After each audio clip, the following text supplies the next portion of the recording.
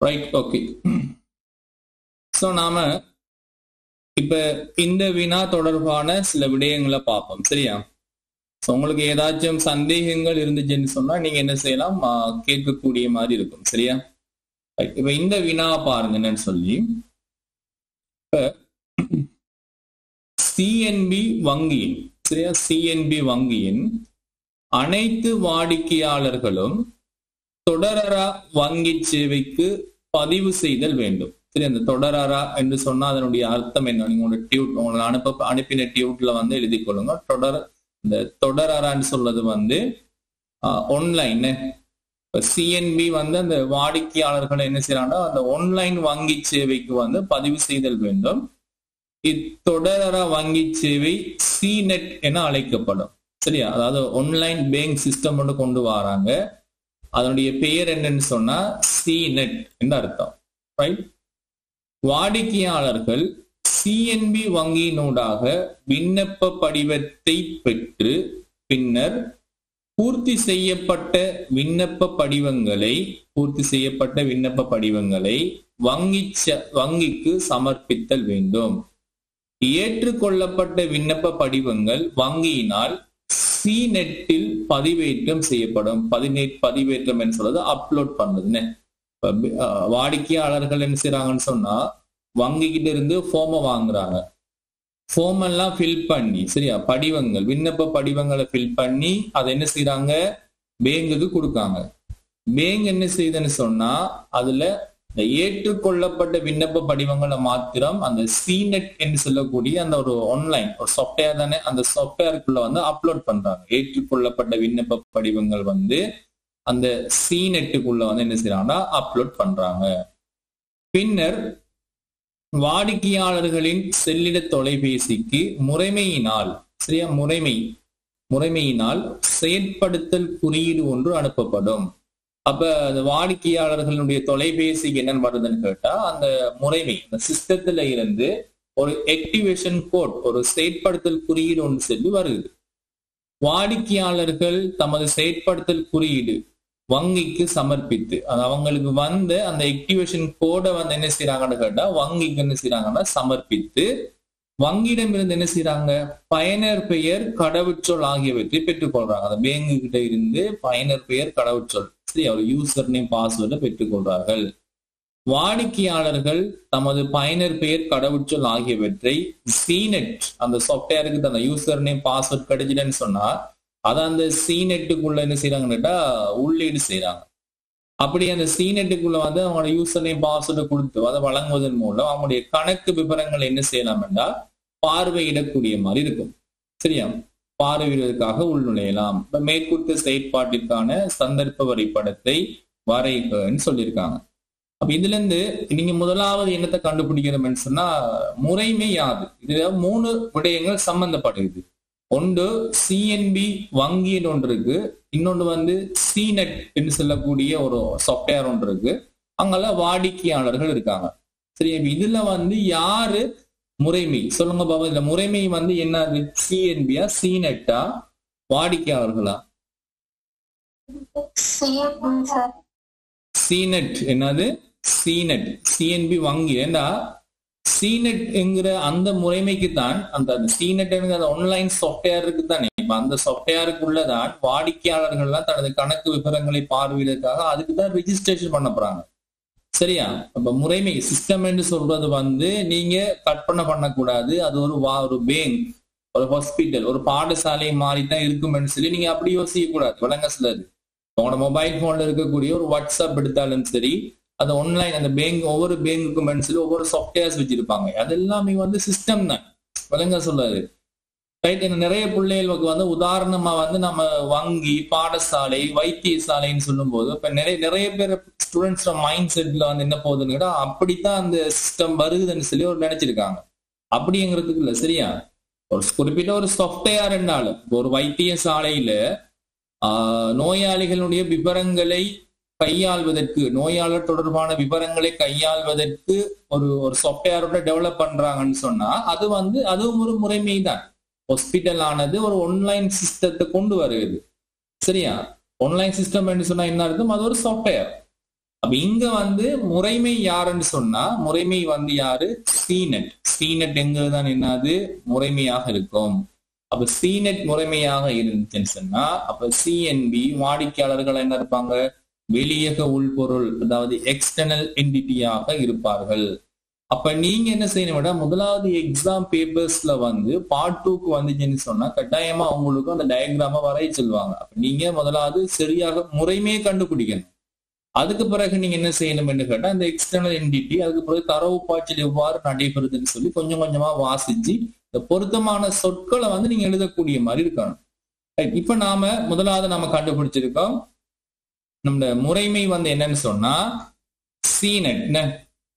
முதலாவது நம்ம ஞாபகம் வச்சு கொள்ளணும் முறைமை வந்து என்னது? சீனெட். அப்ப நம்ம முறைமையை நாம வந்து என்ன செய்வோம்? ஒரு நீள் சதுர பெட்டிக்குள்ள வந்து வரையக்கூடிய மாதிரி இருக்கும். அப்ப ஏனையவை யாரா இருப்பாங்க?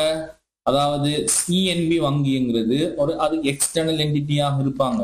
அதே நேரம் வாடிக்கையாளர்கள் வந்து எப்படி இருப்பாங்க? எக்ஸ்டர்னல் என்டிட்டியாக இருப்பாங்க. பாருங்க, இந்த தமிழ்ல தரப்பட்ட சொற்களை தமிழ்ல எழுதணும், ஆங்கிலத்துல தரப்பட்ட சொற்களை வந்து ஆங்கிலத்துல வந்து நீங்க எழுதக்கூடிய மாதிரி இருக்கணும். சரியா? இப்ப பிறகு நீங்க என்ன செய்யணும்னு கேட்டா இப்படி நீங்க முறைமை எக்ஸ்டர்னல் என்டிட்டி எல்லாம் கண்டுபிடிச்சிட்டீங்கன்னு சொன்னா இப்ப நீங்க என்ன செய்யணும்? இப்ப சொற்களை வாசிக்கணும். இப்ப சிஎன்பி வங்கியிடம் இப்ப சொற்களை வாசிங்க பாப்போம். சிஎன்பி வங்கியின் அனைத்து வாடிக்கையாளர்களும் தொடரா வங்கி சேவைக்கு பதிவு செய்தல் வேண்டும். Right, okay.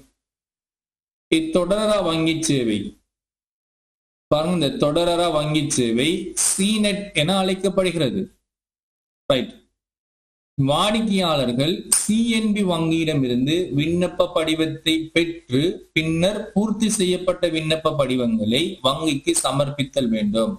அப்ப வாடிக்கையாளர்கள் என்ன செய்யறாங்கன்னு சொன்னா சிஎன்பி வங்கியிடமிருந்து விண்ணப்ப படிவங்களை பெற்றுக்கொள்றாங்க. விண்ணப்ப படிவங்கள் அவங்களுக்கு தெரியும், அப்ளிகேஷன் ஃபார்ம், அதாவது ஆன்லைன் சிஸ்டத்துக்கு பதிவு செய்யறதுக்கான அந்த அப்ளிகேஷன் ஃபார்மை வந்து என்ன செய்யறாங்க? சிஎன்பி வங்கியிடமிருந்து பெற்றுக்கொள்றாங்க. அப்ப சிஎன்பி வங்கியிடம் எங்கிருந்து வருகிறது? அப்ப சிஎன்பி வங்கியிடம் இருந்து அந்த விண்ணப்ப படிவங்களை வந்து யாரு பெற்றுக்கொள்றார்? வாடிக்கையாளர் வந்து பெற்றுக்கொள்றார். அப்ப ஒரு எக்ஸ்டர்னல் என்டிட்டில இருந்து சரியா இன்னொரு எக்ஸ்டர்னல் என்டிட்டிக்கு வந்து ஒரு தரவு பாய்ச்சல் நடைபெறும் போது நமக்கு தெரியும் அதை என்ன செய்யணும்? புள்ளி புள்ளி போட்டால காட்டணும் தெரியும். சரியா? ஓகே. அப்ப நல்லா கவனிச்சு கொள்ளுங்க, அப்ப நல்லா பார்த்து கொள்ளுங்க. அப்ப சிஎன்பி வங்கியிடம் இருந்து வாடிக்கையாளர்களுக்கு போறது என்னன்னு சொன்னா விண்ணப்ப படிவம். விண்ணப்ப படிவத்தை வழங்குதல் எழுதக்கூடாது, விண்ணப்ப படிவம். அப்ப வங்கியிடம் இருந்து விண்ணப்ப படிவத்தை வந்து யாரு வாங்கிட்டாருன்னு சொன்னா வாடிக்கையாளர் வந்து பெற்றுவிட்டார். இப்ப வாடிக்கையாளர் என்ன செய்யறாரு? விண்ணப்ப படிவத்தை பூர்த்தி செய்து மறுபடியும் அதை என்ன செய்யறாருன்னு சொன்னா சிஎன்பி வங்கிக்கே வழங்குறாரு. அப்ப நாம விண்ணப்ப படிவம் என்று கொடுக்காம அதை நாம என்ன செய்யணும்? இப்ப நீங்க வாடிக்கையாளர் வந்து என்ன செய்யறாரு? வங்கிக்கு வந்து விண்ணப்ப படிவத்தை கொடுக்காரு. எப்படிப்பட்ட விண்ணப்ப படிவத்தை கொடுக்காரு? பூர்த்தி செய்யப்பட்ட விண்ணப்ப படிவம். ஏன்னா நீங்க ஆல்ரெடி நீங்க மேலுக்கு விண்ணப்ப படிவம் போட்டிருக்கீங்க. நீங்க மறுபடியும் விண்ணப்ப படிவம் போட்டீங்கன்னு சொன்னா அதே விண்ணப்ப படிவத்தை பேங்கு கொடுக்குற மாதிரி தான் இருக்கும். அதனால நீங்க அடுத்த லைன்ல எப்படி எழுதணும்னு சொன்னா பூர்த்தி செய்யப்பட்ட விண்ணப்ப படிவம். சரியா? அப்ப உங்களுக்கு இந்த பிக்சரை பார்க்கும்போது உங்களுக்கு அந்த ஒரு ஆர்டர் வைஸா நீங்க எழுதிட்டு வரணும். இந்த குழப்பி எல்லாம் நீங்க எழுதக்கூடாது. விளங்க சொல்லுது பாருங்க. இப்ப விண்ணப்ப படிவம் வாடிக்கையாளருக்கு போகுது. இப்ப வாடிக்கையாளர் என்ன செய்யறாரு? பூர்த்தி செய்யப்பட்ட விண்ணப்ப படிவத்தை வந்து சிஎன்பி வங்கிக்கு வழங்கக்கூடிய மாதிரி இருக்கு. அவ மேல உங்களுக்கு தரப்பட்ட டியூட்ல வந்து நீங்க திரும்பி வாசிக்கணும். சரி, அப்ப பூர்த்தி செய்யப்பட்ட விண்ணப்ப படிவங்களை சரி எந்த லைன்ல பாருங்க, அந்த பூர்த்தி செய்யப்பட்ட விண்ணப்ப படிவங்களை வங்கிக்கு சமர்ப்பித்தல் வேண்டும். சரி, அடுத்து பாருங்க, ஏற்றுக்கொள்ளப்பட்ட விண்ணப்ப படிவங்கள் வங்கியினால் சரி வங்கியினா நமக்கு தெரியும் சிஎன்பி வங்கியினால் சிநெட்டில் பதிவேற்றம் செய்யப்படுகிறது. அப்ப நல்லா ஞாபகம் வச்சுக்கொள்ளுங்க என்னன்னு சொன்னா ரைட். இப்ப இந்த வங்கிக்கு வந்து என்ன வந்துட்டு நிறைய விண்ணப்ப படிவங்கள் வந்து பேங்கு கிடைச்சிருக்கு. அப்ப அந்த எல்லா விண்ணப்ப படிவத்தையும் கொண்டு சிநெட்டுக்கு அவங்க அப்லோட் பண்ணல. அவங்க வந்து என்ன செய்யறாங்க? ஏண்டா அவங்க அப்ளிகேஷன் ஃபார்ம்ல நிறைய தவறுகள் இருக்கலாம். அப்ப அவங்க என்ன செய்யறாங்கன்னு கேட்டா வாடிக்கையாளர்களிடமிருந்து நிறைய அப்ளிகேஷன் ஃபார்ம் வந்தாலும் அதுல இருந்து ஏற்றுக்கொள்ளப்பட்ட விண்ணப்ப படிவங்களை தான் என்ன செய்யறாங்க?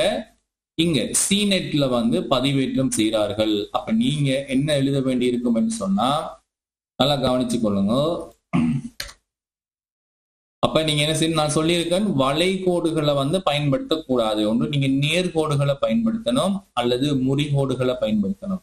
சரி, அப்ப சிஎன்பி வங்கியிடம் இருந்து சீநெட்டுக்கு என்ன வழங்கப்படுகிறது, ஏற்றுக்கொள்ளப்பட்ட விண்ணப்ப படிவம். இப்படி நீங்க நேரா தான் எழுதணும், சாய்வாகவெல்லாம் எழுதக்கூடாது. சரியா, நீங்க சில ஸ்டூடெண்ட்ஸ் இருக்காங்க என்னன்னு சொன்னா இப்படி இந்த சாய்வாகவெல்லாம் இந்த கோட்ல எழுதிட்டு போறது. சோ அப்படி எழுதுறதெல்லாம் தவறு. நீங்க இப்படி நேரா எழுத. அப்ப நீங்க எழுதி போட்டு ஃபர்ஸ்ட்டுக்கு நீங்க என்ன செய்யலாம்னா நேரா எழுதி போட்டு பிறகு உங்களோட கோடை வந்து நீங்க இப்படி வரையலாம், விளங்க சொல்லுது, அல்லது இப்படி வரையலாம். சரி, இப்படி இப்படி நீங்க நேரா வரைஞ்சிட்டு இப்படி கொண்டு கொடுக்கலாம். சரி, இப்படி முறிகோடுகள் வந்து நீங்க வரணும். ஃபர்ஸ்ட்டுக்கு நீங்க எழுதி போட்டு அதுக்கு பிறகு வந்து இப்படி நீங்க முறிகோடுகளை வந்து கொடுக்கலாம். வளைகோடுகளை மட்டும் கொடுத்துறாங்க. அதே மாதிரி இப்படி கோட்ல இப்படி சாட்சியெல்லாம் வந்து எழுதக்கூடாது. சரியா, அப்ப நீங்க ஒரு வரைபடத்தை வந்து சரியாக அழகா வரையணும். இப்ப நீங்க பாருங்க என்னன்னு சொன்னா, இப்ப ஏற்றுக்கொள்ளப்பட்ட விண்ணப்ப படிவம் சீநெட்டில் பதிவேற்றம் செய்யப்படும். பின்னர் வாடிக்கையாளர்களின் செல்லிட தொலைபேசிக்கு முறைமையினால் சொன்னா நாம என்ன தெரிஞ்சிருக்கணும், சீநெட் முறைமையினால் ஒரு செயற்படுத்தல் குறியீடு ஒன்று அனுப்பப்படுது. அப்ப இந்த சீநெட்ல இருந்து வாடிக்கையாளருக்கு என்ன வருகுதாம், ஒரு ஆக்டிவேஷன் கோட், ஒரு செயற்படுத்தல் குறியீடு என்ன செய்யப்படுகிறது, வருகுது. அப்ப நாம் அதை என்ன செய்யணும், உங்களோட வரைபடத்துல வந்து குறித்து காட்டக்கூடிய மாதிரி இருக்கணும். அப்ப சீநெட்ல இருந்து வாடிக்கையாளர்களுக்கு என்ன வருகுது, ஒரு செயற்படுத்தல் குறியீடு, சரியா, ஆக்டிவேஷன் கோட். திரும்பி பிறகு நீங்க மேலதிகமா வாசிங்க, அனுப்பப்படும். வாடிக்கையாளர்கள் தமது செயற்படுத்தல் குறியீட்டினை வங்கிக்கு சமர்ப்பித்து தமது பயனர் பெயர், கடவுச்சொல் ஆகியவற்றை பெற்றுக் கொள்றாங்க. அப்ப வாடிக்கையாளர் என்ன செய்யறாங்கன்னா அவங்களோட மொபைல் போனுக்கு வந்து ஆக்டிவேஷன் கோடை கொண்டு போய் எங்க கொடுக்காங்க, அதை வந்து வங்கிக்கு சமர்ப்பிக்கார்கள். வங்கிக்கு வந்து அந்த ஆக்டிவேஷன் கோடை வந்து கொடுத்ததுக்கு பிறகு, சரியா, அப்ப நல்லா கவனிச்சு கொள்ளுங்க, வாடிக்கையாளர்கள் என்ன செய்தார்கள், அந்த ஆக்டிவேஷன் கோட் இருக்கு தானே, செயற்படுத்தல் குறியீடு, அதை வந்து சிஎன்பி வங்கிக்கு வழங்குறார்கள்.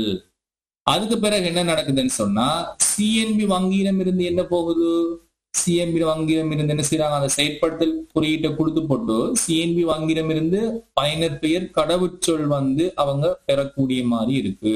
இப்ப நாம் என்ன செய்யலாம்னு சொன்னா, அடுத்தது வங்கியிடம் இருந்து நமக்கு என்ன கிடைக்குது, ரைட், பாருங்க நாம் ஃபுல்லா முறிகோடுல தான் காட்டுறோம். சரியா, ஒரு பயனர் பெயர் பிளஸ் கடவுச்சொல், சரியா, அது வந்து வங்கியிடமிருந்து பெறக்கூடிய மாதிரி இருக்கு.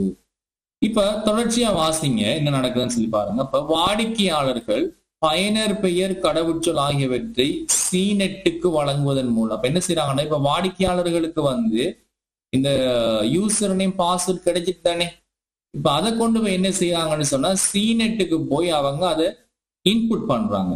சரியா, உள்ளீடு செய்யறாங்க. யூசர் நேம் பாஸ்வேர்ட் கிடைச்சிட்டுன்னு சொன்னா அந்த சீநெட்ங்கிற சாஃப்ட்வேரை கொண்டு கொடுக்காங்க. கொடுத்த உடனே அங்க சீநெட்ல இருந்து என்ன வருதுன்னு சொன்னா கணக்கு விவரங்களை வந்து இப்பதான் அவங்களுக்கு பார்க்கக்கூடிய மாதிரி இருக்கு. ரைட், சோ அப்ப நாம என்ன செய்யணும் கேட்டா தெளிவா வரையணும். ரைட், பார்த்துக்கொள்ளுங்க. ரைட், பாருங்க முறிகோடுகள் எப்படி பயன்படுத்துறோம்னு சொல்லி பார்த்துக்கொள்ளுங்க. இப்ப பயனர் பெயர், கடவுச்சொல் அதை என்ன செய்யறாங்க, சீநெட்டுக்கு வழங்குவதன் மூலம் இனி அவங்களுக்கு என்ன நடக்குது, சீநெட்ல இருந்து அவங்களுடைய கணக்கு விபரத்தை என்ன செய்யலாம், பார்வையிடக்கூடிய மாதிரி இருக்கும்.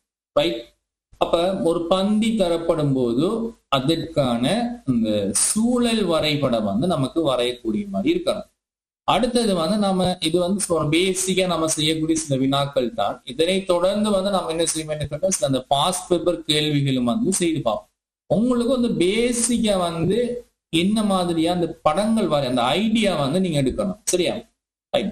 ஸோ அப்ப அடுத்தது வந்து நாம அந்த பாஸ் பேப்பர் கேள்விகள்ல சில விடயங்களை வந்து பார்க்க வேண்டியிருக்கும். சரியா,